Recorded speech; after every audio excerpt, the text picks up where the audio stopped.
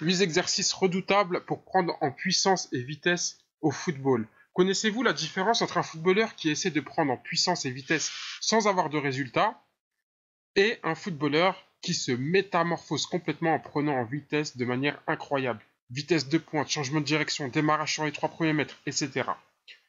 Le temps passé à charbonner à l'entraînement? Non. Il se peut que deux footballeurs passent le même temps, les mêmes souffrances à s'entraîner pour avoir des résultats complètement différents. La musculation? Non plus. Si vous voulez savoir, il n'y a qu'un seul facteur qui creuse vraiment l'écart dans les résultats de chacun. C'est la diversité, la complémentarité des exercices.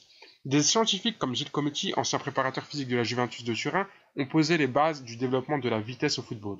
Ces scientifiques ont trouvé que pour que le travail de la vitesse au football soit total, il faut le faire sur 8 points différents, les 8 critères de la puissance et de la vitesse, avec 8 familles d'exercices bien différentes les unes des autres. Et nous allons vous résumer ces 8 exemples d'exercices dans cette vidéo. Et ne cherchez pas, il n'y a pas de facteur plus important que l'autre. Pour avoir une efficacité optimale, il faut travailler le muscle sur sa totalité, c'est-à-dire ces 8 exercices en exemple.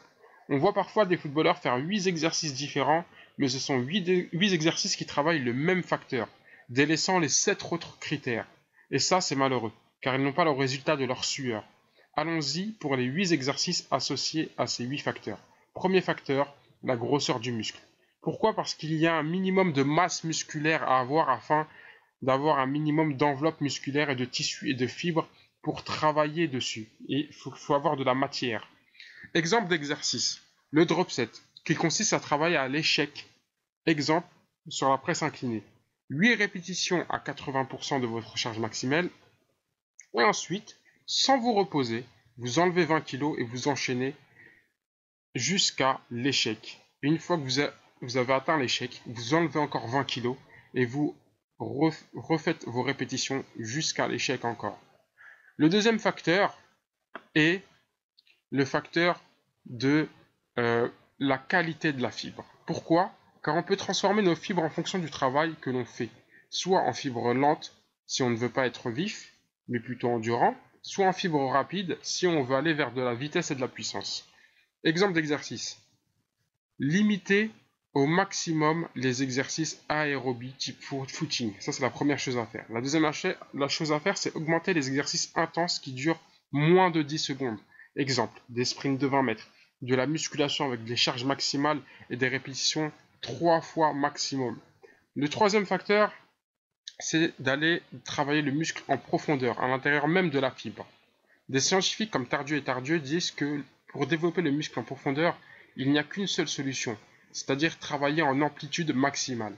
Exemple, si vous êtes à la presse inclinée, avec une charge lourde, au lieu de garder un petit fléchissement lorsque vous allez pousser, vous allez vraiment au bout de votre amplitude cette fois-ci, jusqu'à terminer les jambes complètement tendues, et vous allez avoir un petit temps d'arrêt, calmement, pour exercer une légère pression sur vos muscles pendant que vous êtes en hyperextension.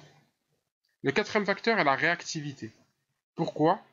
Parce que ce facteur a été découvert par la loi d'Eddman qui dit que pour que le cerveau prenne la meilleure décision possible sur 1/10 de seconde, il faut l'habituer à le pousser dans ses derniers retranchements et l'habituer à le mettre dans des situations super pressantes. Exemple d'exercice. Les exercices de ce quatrième facteur sont les exercices les plus intenses, c'est ce qu'il faut savoir. Par exemple, le travail excentrique, qui est le fait de freiner une charge. Nous allons travailler ici en excentrique avec des charges hyper lourdes. Par exemple, avec un appareil guidé, vous allez pousser une charge que vous n'arrivez pas à soulever tout seul, donc vous allez vous faire aider. Vous ne pouvez pas la pousser car elle est trop lourde pour vous. Par contre, vous pouvez la freiner. Du coup, une fois que vous avez poussé la charge en vous faisant aider par un ami, vous allez la freiner toute seule dans la descente et cela constituera un travail excentrique de haute intensité. Le faire 5 fois avec 2 minutes de repos entre chaque. Le cinquième facteur est l'influx nerveux. Gilles Cometti, pour l'expliquer, disait « La synchronisation nerveuse est comme un groupe de personnes à qui l'on demanderait de produire un son en même temps. Au début, les voix seront décalées, ensuite, ils réussiront à s'entendre et faire un son fluide. Il faut donc faire un exercice de sorte à mettre en tension en même temps toutes les fibres musculaires pour qu'elles se règlent entre elles, entre guillemets. Exemple, du travail statique ou du gainage, avec charge bien sûr, ou le fait d'amortir un saut en restant quelques secondes statique après la réception du saut. Le sixième facteur est la capacité à répéter les actions puissantes. Car la communication entre les différents muscles est aussi importante que la communication entre les fibres elles-mêmes. Pour travailler ceci, il faut d'exercices qui sollicitent des enchaînements musculaires spécifiques au football. On va rentrer dans la spécificité du football. Kuentz a longtemps travaillé par exemple sur le travail des squats, car il sollicite en même temps les lombaires, les ischio-jambiers et les droits antérieurs. Ça leur permet de trouver des automatismes entre eux, donc chose qui était très difficile si on avait isolé chaque groupe musculaire entre eux. Des muscles hyper éloignés dans le corps peuvent être intimement liés et peuvent même avoir la même insertion. Donc il faut réfléchir à ça. Par exemple, un exemple d'exercice, le squat, suivi immédiatement d'une frappe de balle ou d'un duel aérien par exemple. Le septième facteur, c'est le réflexe. C'est l'image d'une balle rebondissante qui réussit à décupler sa puissance avec son effet rebondi, tandis qu'une pierre, par exemple, ne produit pas de puissance. Cet effet rebondi s'appelle le réflexe myotatique, et il faut le travailler. En 1985, des scientifiques ont prouvé, par différents tests sur l'activité électrique des muscles du sportif, que l'une des meilleures façons de travailler le réflexe myotatique était de travailler en pliométrie, c'est-à-dire amortir une chute et enchaîner directement par une poussée. Exemple d'exercice, sauter en contrebas, se réceptionner et enchaîner directement par un saut sans aucun temps d'arrêt entre la phase de réception et le saut. Certaines études modernes ont prouvé que le fait de se réceptionner les genoux pliés à 90% augmentait encore plus l'efficacité de l'exercice. Et le dernier critère, c'est le fait de pouvoir décupler sa force. L'activité électrique du muscle est certes importante, comme on vient de le voir, pour la vitesse, mais il y a aussi un autre facteur qui l'est tout autant, c'est l'élasticité du muscle, à l'image d'un élastique qui produit de la force et un fil de fer qui ne produit rien du tout. Pour ceci, il y a une méthode assez connue qui s'appelle la méthode bulgare. Il suffit d'enchaîner 100 temps de repos, un exercice à haute intensité, suivi immédiatement par un exercice léger à haute fréquence. Les scientifiques ont prouvé que le fait de alterner les deux, c'était beaucoup plus bénéfique plutôt que si vous dissociez les deux. Par exemple, la méthode bulgare est une méthode de contraste. Je vous cite un exemple très réel. Par exemple, vous faites 20 sprints de 40 mètres en alternant à chaque fois sprint avec poids aux chevilles et sprint à vide. Se reposer 1 minute 30 tous les deux sprints. Je viens de vous donner, avec exemple vidéo à l'appui, 8 exercices très complémentaires et très efficaces pour exploser en puissance et vitesse au football. Mais la réalité des choses, c'est que vous n'arriverez à rien si vous ne savez pas ranger dans l'ordre ces exercices et gérer les répétitions et les temps de repos. Si vous ne comprenez pas ça, vous êtes foutu. Évidemment, Footballeur Attitude ne va pas vous envoyer en formation au CREPS ou à l'INSEP pour que vous appreniez tout ça. Mais on a une solution pour vous. Nous avons élaboré pour vous 16 séances vidéo déjà toutes prêtes pour prendre en puissance et en vitesse au football. Il n'y a qu'à reproduire à l'entraînement ou à la salle exactement ce qu'on va vous dire. Dans ces vidéos, vous voyez en exemple certains exercices qu'il faut faire et en plus un intervenant va récapituler tout ce qu'il faut faire et écrire sur un tableau exercice par exercice avec leur temps de repos et leur répétition tout ce qu'il faut faire. Vous n'aurez plus qu'à reproduire.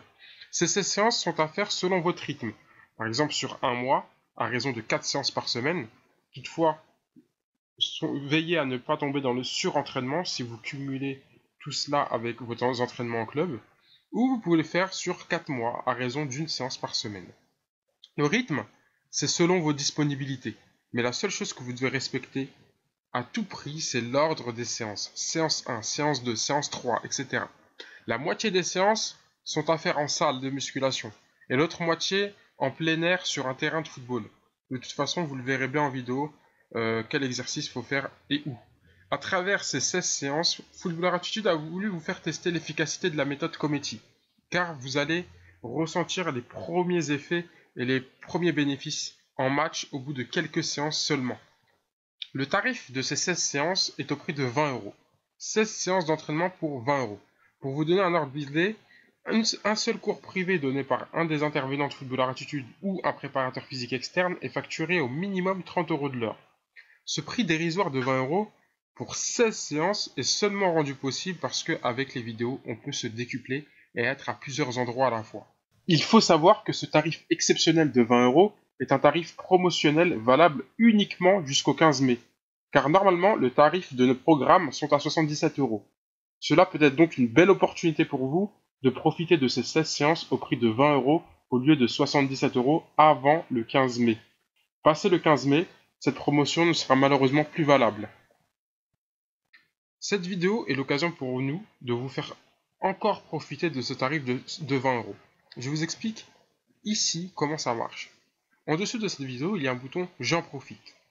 Une fois que vous aurez cliqué sur ce bouton, vous serez redirigé vers une page de paiement classique où vous nous laisserez uniquement votre adresse mail.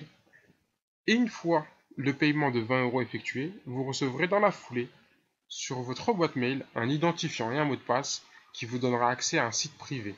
Et dans ce site privé, vous pourrez retrouver vos 16 séances vidéo, puissance et vitesse. Si après les avoir testées, elles ne vous conviennent pas, vous nous prévenez par message privé et nous vous rembourserons intégralement si vous n'êtes pas satisfait. C'était Footballeur Attitude, conseils et programmes d'entraînement pour footballeurs ambitieux, en vous souhaitant toute la réussite que vous méritez.